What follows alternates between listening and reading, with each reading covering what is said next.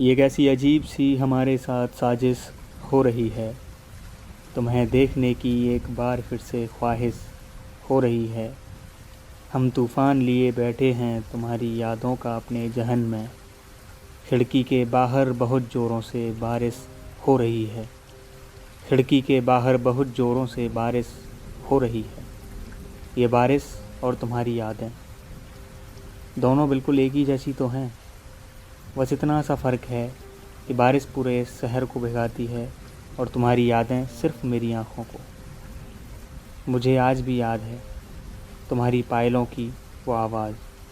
तुम्हारी पायलों की वो आवाज़ भी बिल्कुल बारिश की इन बूंदों जैसी ही तो थी।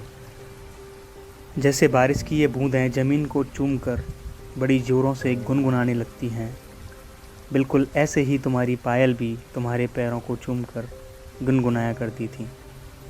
तुम्हें वो दिन याद है ना, जब वो पायल मैंने तुम्हें पहनाई थी और तुमसे एक सवाल पूछा था। सवाल पूछा था कि हम कभी अलग तो नहीं होंगे ना, और तुमने मुझे चुप करके बस इतना कहा था कि दो जिस्म बिछड़ जाते हैं मगर जब दो रूह एक हो जाती हैं तो वो कभी अलग नहीं होती। जब तुमने मुझसे कहा था तब शायद उस कमरे में हम दोनों के साथ कोई तीसरा भी मौजूद था जो हमारी सारी बातें सुन रहा था। शायद वो वक्त था या शायद खुदा, और उसे हमारा साथ रहना बिल्कुल पसंद नहीं था। शायद वो मेरी खुशियों से जलता था, तभी तो उसने पहले मुझसे तुमको छीना और फिर दे दी तुम्हारी याद।